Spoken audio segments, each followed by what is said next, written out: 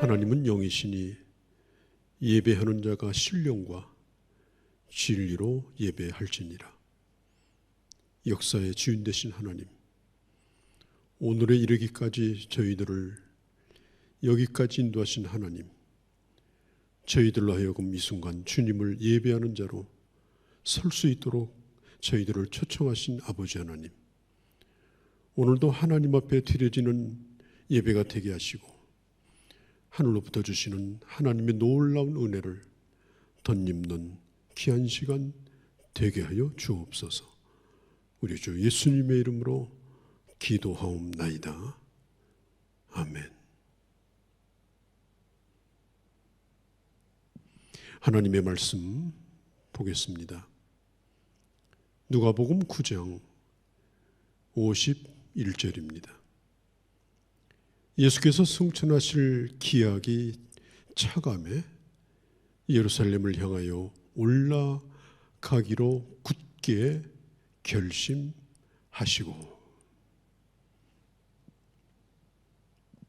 이런 말이 있습니다. 승자의 주머니에는 결단이 있고 패자의 주머니에는 후회가 있다. 우리가 어떤 일을 하든지 중요한 것은 그 일을 하고자 하는 분명한 의지가 있어야 합니다. 또 의지가 있어야 결단할 수가 있습니다. 결단해야만 그 일을 시작할 수 있는 것입니다. 그래야 삶의 변화를 가져올 수 있고, 그래야 우리가 원하는 결과를 기대할 수 있는 것입니다. 일본 사람의 격언 가운데 이런 말이 있습니다. 만날까 말까 하는 사람은 만나지 말고, 먹을까 말까 하는 음식은 먹지 말고, 갈까 말까 하는 길은 가지 말라. 죽을까 말까 할 때는 죽어라. 일본 사람의 격언인데요. 사람이 중요한 일에는 반드시 결심이 있어야 된다라고 하는 것입니다. 그리고 결심이 있었으면 실행하되 멈추지 말아야 합니다. 미국의 40대 대통령인 도널드 레이건의 어린 시절의 얘기입니다. 하루는 레이건의 부모님이 구두를 사주겠다고 하면서 구두가게에 들렸습니다. 그때 구두가게 주인이 이렇게 말합니다. 압이 둥근 것과 그리고 각이 진 것이 있는데 어떤 구두가 마음에 드냐? 이 레이건은 계속해서 살펴보다가 결정을 내리지 못하고 그날 구두를 맞출까 말까 하다가 돌아왔습니다. 며칠 후에 다시 그 부모님과 함께 그 구두방에 들렸습니다. 그런데 여전히 결정을 내리지 못하자 그 구두가게 아저씨가 알았다. 내가 너의 마음을 잘 알았으니 내가 지어주는 대로 구두를 신으면 결코 후회하지 않을 것이다. 그리고 돌려보냈습니다. 이제는 구두가게 아저씨가 만들어 놓은 구두를 찾기 위해서 그 가게를 찾았습니다. 그리고 그 아저씨가 레이건에게 건네준 구두를 보니 한쪽 구두는 둥근 것이요, 한쪽 구두는 네모지게 만들어 놓은 짝짝이었습니다. 이 어린 레이건이 구두가게 주인에게 물었습니다. 왜 이런 구두를 만드셨어요? 그때 아저씨는 말하기를 결정할지 모르는 아이에게는 이런 신발을 신겨야 된다. 그렇게 말했답니다. 비록 어린 나이지만은 이 레이건은 무엇을 결정하지 모르는 사람은 결국은 짝짝이를 신고 다닌다라고 하는 교훈을 받고 그는 그 후에 어떤 결정을 내리고 선택의 기로에 놓여 있을 때 과감히 결정하고 선택하여 결국 미국에서 몇째 안 가는 훌륭한 대통령으로 그는 존경을 받을 수가 있었습니다. 결단은 대단히 중요합니다. 담배를 끊겠다고 결단하고 결국은 좋지 않은 병에 걸리는 사람도 있습니다. 술을 끊겠다고 날마다 결단하는데 결국은 술독에 빠져서 중독에 걸리는 그런 사람도 있습니다. 도박을 끊겠다고 그렇게 결단하는데도 결국은 끊지 못해서 패가망신하는 그런 일들이 있습니다. 중요한 것은 결단하는 것이요, 그리고 결단하는 대로 사는 것입니다. 로마의 철학자 세네카는 말하기를 조건이 어려우니까 감히 그 일에 손을 대지 못하는 것이 아니라 과감하게 손을 대지 못하니까 그 일이 어려운 것이다, 이렇게 말했습니다. 요즘 유튜브가 대세인데요, 유튜브 창업자인 스티브 첸이라고 하는 사람이 있습니다. 그가 이런 말을 했습니다. 위험하다고 해서 기다리기만 한다면 아무것도 해낼 수가 없습니다. 6개월, 1년을 더 기다린다고 현재 자신이 가지고 있는 지식과 정보가 늘어나는 것은 아닙니다. 행동을 시작하는 것이 완벽한 때를 기다리는 것보다 훨씬 더 낫다, 그렇게 말했습니다. 여러분, 어떤 좋은 결과를 가져오기 위해서는 반드시 그 일을 하고자 하는 분명한 결심과 행동이 있어야만 하는 것입니다. 오늘 수많은 사람들이 본능에 따라서 자기 마음 내키는 대로 그렇게 끌려다니다가 결국에는 배고프니까 먹고 배부르니까 자고 그럭저럭 살다가 여기에 와서 겨우 하는 얘기가 뭡니까?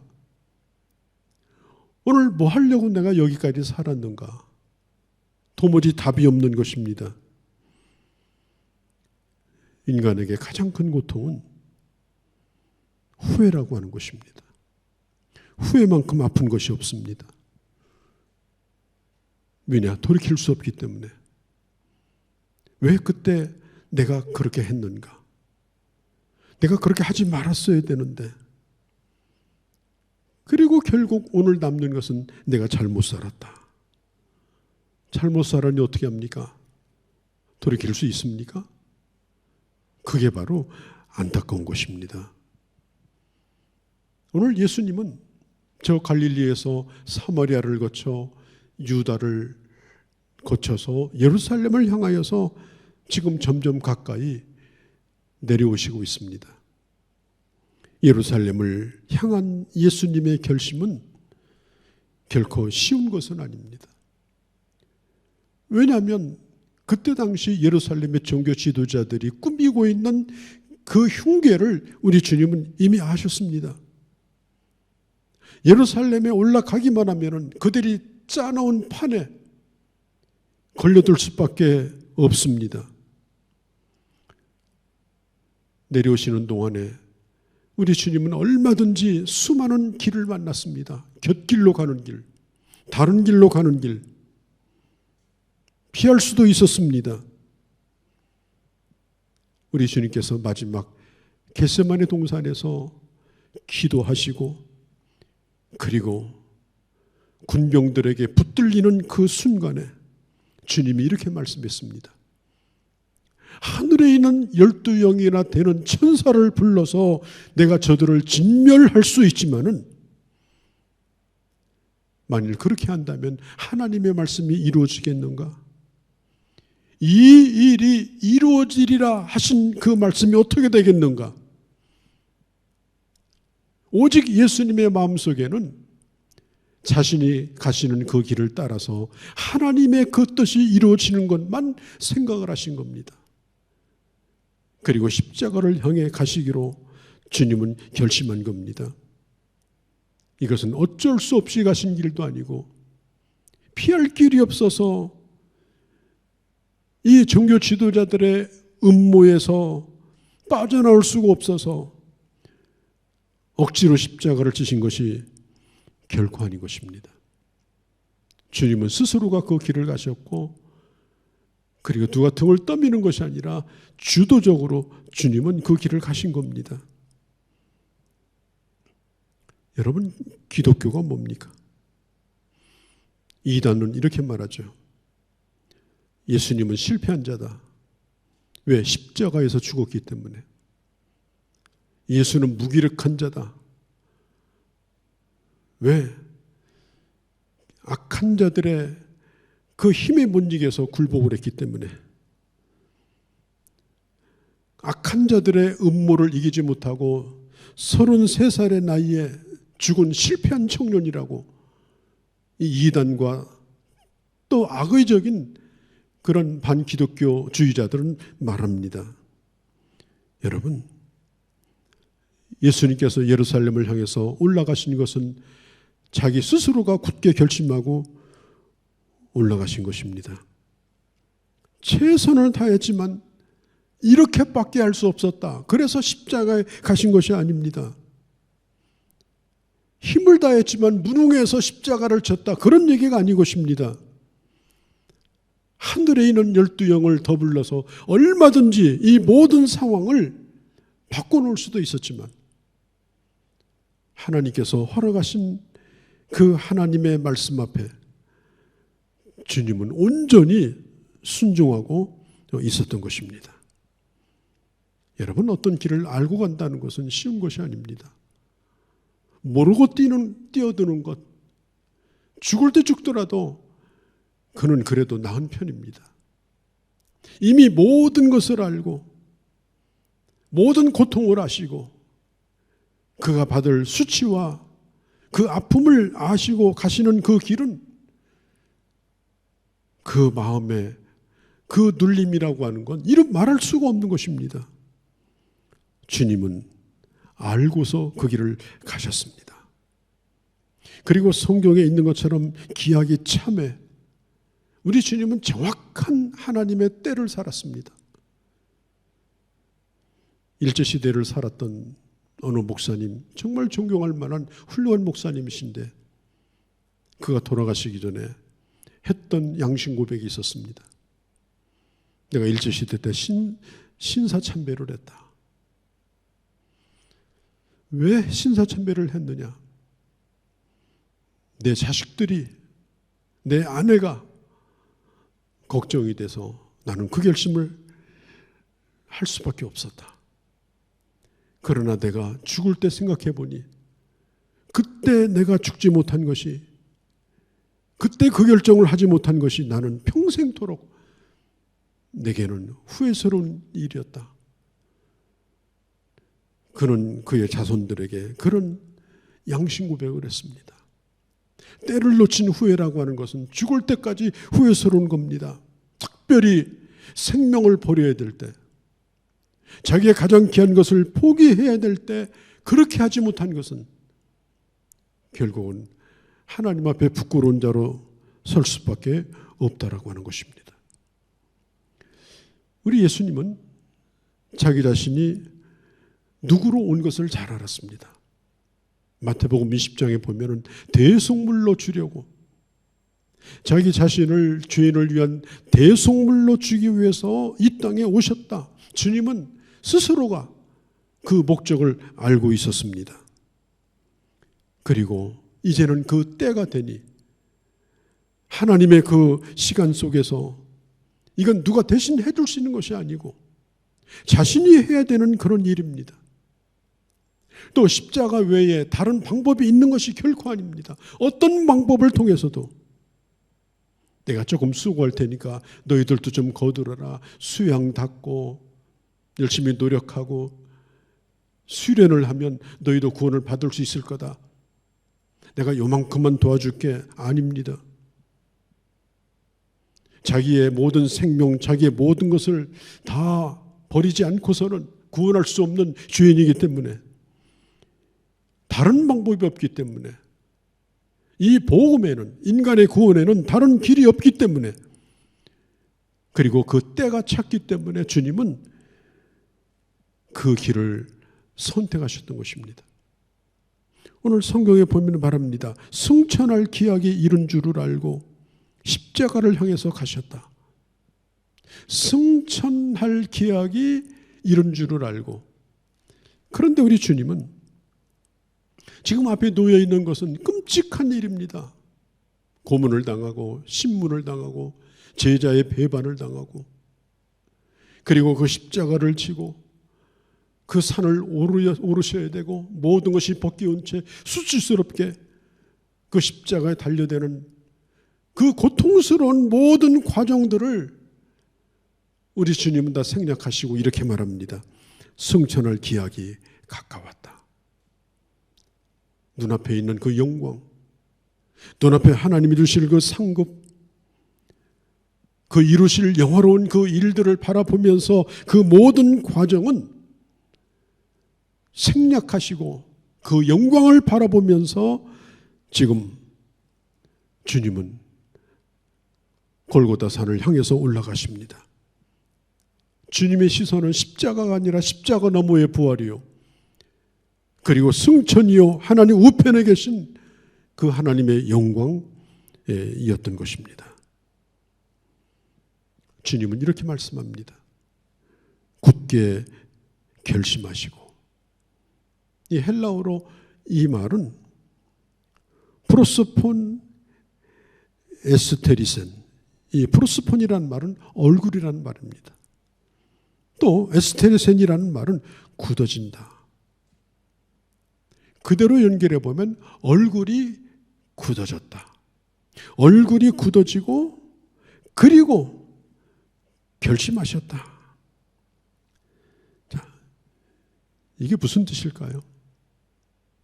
지금 주님께서 이 결심하시는 모습을 보면 아주 단단히 굳게 결코 흔들리지 아니하게 어떤 것에도 굽히지 않게 그 얼굴이 굳어진 것입니다. 왜 하필이면 얼굴이 굳어졌다고 그럴까요? 마음이 굳어지고 마음에 굳게 결심하시고 하지 않냐고 왜 얼굴이 굳어졌다고 할까요? 주님은 마음만 굳게 마음을 먹은 것뿐 아니라 이제는 얼굴까지 굳어진 겁니다. 주님의 그 비장한 결심을 옆에 있는 사람도 이제 볼 수 있습니다. 속으로만 결심하는 그런 장면이 아닙니다. 사람이 그 마음속의 한 결심과 그 결단은 결국 겉으로 드러나게 되어 있습니다. 지금부터는 타협이 없다. 어떤 것에도 나는 굴하지 않겠다. 그리고 예루살렘에 들어가시면서 바리새인들, 서기관들을 책망하십니다. 와 있을진저 바리새인과 서기관들이여, 또 제사장들과 결탁하여 벌려놓았던 좌판과 그 짐승들을 다 풀어버리고 소리를 쳤습니다. 강도의 굴로 만들지 말라고. 예루살렘 성전을 청소하셨습니다. 이제는 그 어떤 것도 두려워하지 않습니다. 조금도 머뭇거리지 않습니다. 과감하게 앞으로 나갑니다. 왜냐? 결심했기 때문입니다. 어떤 구호를 외치는 것, 구호를 써놓고 그걸 부지런히 읽는다고 되는 것이 아니라 마음을 먹는 겁니다. 이 세상에 가장 먹기 힘든 것이 뭐예요? 쓴 음식이 아니라 마음 먹는 겁니다. 그것도 굳게 마음 먹는 겁니다. 2000년대 초 그때의 이 한국교회는 그때 당시 미국에서 앞서가는 교회를 카피하는 바람이 불었습니다. 그래서 많은 프로그램들이 들어왔습니다. 한국교회가 난리가 났습니다. 무분별하게 모방을 하는데 그 가운데 하나가 뭐냐? 사명선언문입니다. 비전 스테이트먼트, 사명선언문. 그래서 교회마다 2가지, 3가지, 5가지, 우리 교회는 이걸 중요하게 생각한다. 우리 교회의 핵심 가치는 이런 것이다. 만들어서 써붙이고 프랑카드를 걸고 벽에다가 새기고, 그러다가 그 사명선언문이 이제는 다 시들어져 버렸습니다. 지금은 그걸 외치는 교회가 없습니다. 여러분, 구호라고 하는 것은 결국 오래 가지 못하는 것입니다. 구호라고 하는 것은 결국 특정한 기간에 그냥 사람들의 마음을 부추기는 역할 정도입니다. 이것은 마치 선거할 때 선거 구호와 같은 겁니다. 사람들을 흥분시키고 기대를 갖게 만들고 어떤 한 방향을 가지게 하는 데는 도움이 되지만은 결국은 슬그머니 자취를 감춥니다. 그러다가 교회 리더십이 바뀌고 새로운 목회자가 오게 되면은 이제는 전혀 흔적도 없이 사라져버리고 맙니다. 수많은 구호를 갖다 붙이고 이마에 붙이고 써서 휘날린다고 되는 것이 아닙니다. 조그만 결심부터가 중요합니다. 작은 계획을 세웠다 할지라도 그것이 하나님이 기뻐하는 일이라고 하면은 나는 그것을 반드시 내 일생에 해내리라. 구호를 위해서 목숨 거는 사람들은 없습니다. 하나님이 내게 주신, 하나님으로부터 받은 그 사명, 하나님이 내 인생에 원하는 바, 하나님이 기뻐하시는 그 뜻, 그게 확실하면요 결코 허송세월하지 않습니다. 실력을 기릅니다. 영역을 기릅니다. 하나님의 도움을 강력하게 구하며 기도합니다. 그렇게 준비하면서 결국은 하나님의 뜻을 이루어내는 것입니다. 우리 예수님은 33년이라고 하는 짧은 생애를 사셨고 그것도 공적인 사역은 단 3년밖에 하지 않았습니다마는, 그러나 주님은 한순간도 헛된 시간을 보내지 않았고, 그리고 결국은 마지막 그가 도달해야 될 종착점이 어딘가를 알고 그는 방향을 잡고 가셨던 것입니다. 오늘 성경을 읽어보면 예수님이 예루살렘으로 가시기 위해서 사마리아 성을 지나갑니다. 그런데 사마리아 사람들이 예수님의 제자들과 예수님의 가는 길을 막습니다. 성경 53절에 보면 예수께서 예루살렘을 향하여 가시기 때문에 가지 못하게 받아들이지 않았습니다. 예수님이 예루살렘으로 가시기 위해서 이미 선발대를 보냈습니다. 그런데 그 소식을 들었던 그곳에 있는 사람들이 앞을 딱 가로막습니다. 못 간다는 것입니다. 방해를 하는 것입니다. 문제를 만난 겁니다. 장애물이 생겼습니다. 사마리아에서 살겠다는 것도 아니고 또 사마리아에서 뭘 일을 하겠다는 것도 아니고 지나가겠다는 건데 그렇게 막아요? 제자들은 부글부글 끓어올랐습니다. 그때 요한과 야고보가 예수님께 나와서 이렇게 말합니다. 예수님, 하늘에 불을 내려서 아예 이 사마리아를 다 불태워 주소서. 그렇게 꾸짖어 가지고 이 성을 없애버리소서.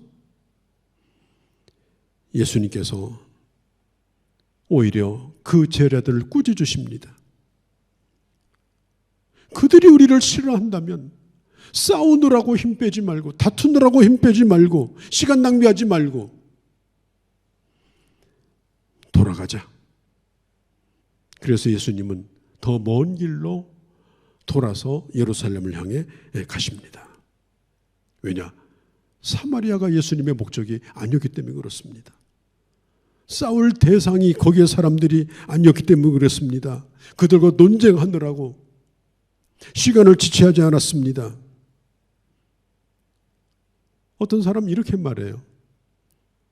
나 굳게 결심했는데, 진짜로 하려고 했는데 누가 반대하고 누가 싫어하고 누가 나를 괴롭히고 정말 못해 먹겠다. 내가 이런 고생을 하는데 지금 알아주는 자가 누가 있는가? 일찌감치 그만두자. 그만두기로 합니다. 그 결심은 다 사라지고 결심이 바뀝니다. 그만두기로. 우리 예수님은 사마리아 성에서 만난 그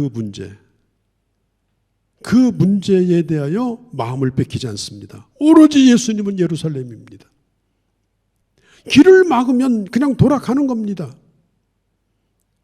나를 환영해 주면 좋겠지만 그렇지 못하고 충분히 이해하지 못한다면 일일이 해명하고 일일이 말을 맞추고, 예수님은 그렇게 일하지 않았습니다. 지금은 몰라도 훗날에는 알 거다. 그들을 다 이해시키기보다는 예수님은 돌아서 예루살렘을 향해서 더 먼 길을 떠나십니다.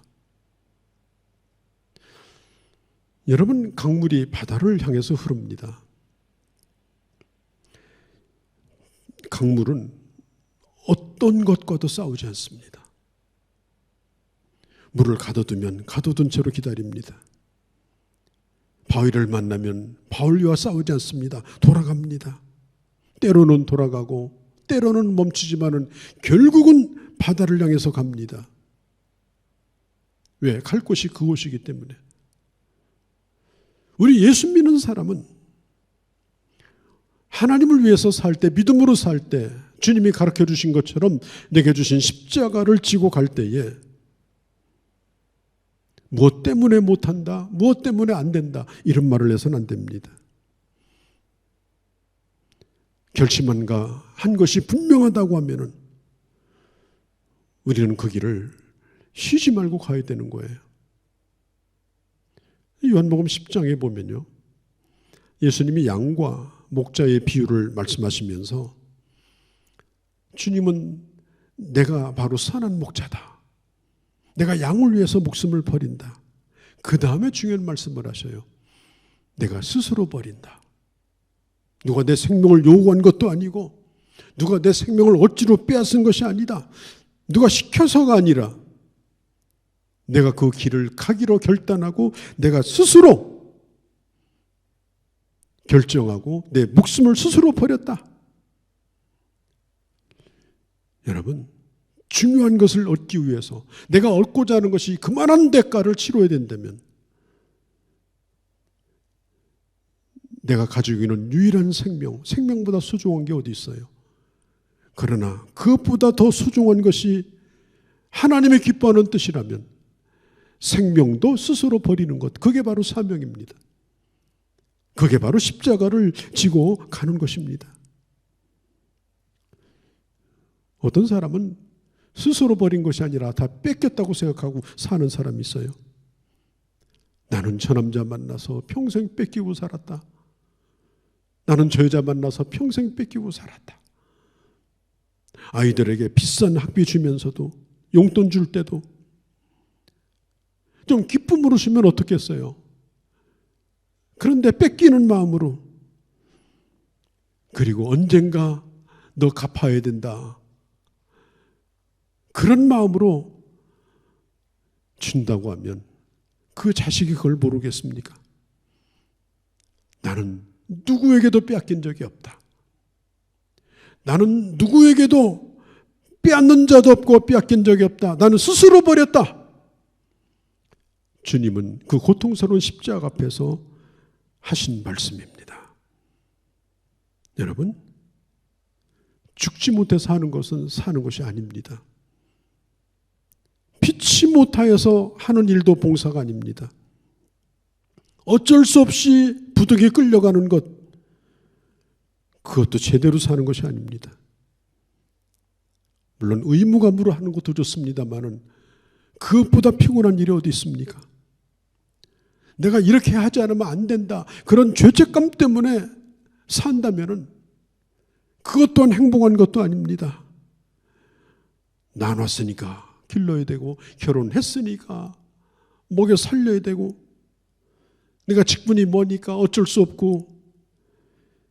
여러분, 이건 무거운 짐이 되는 거예요.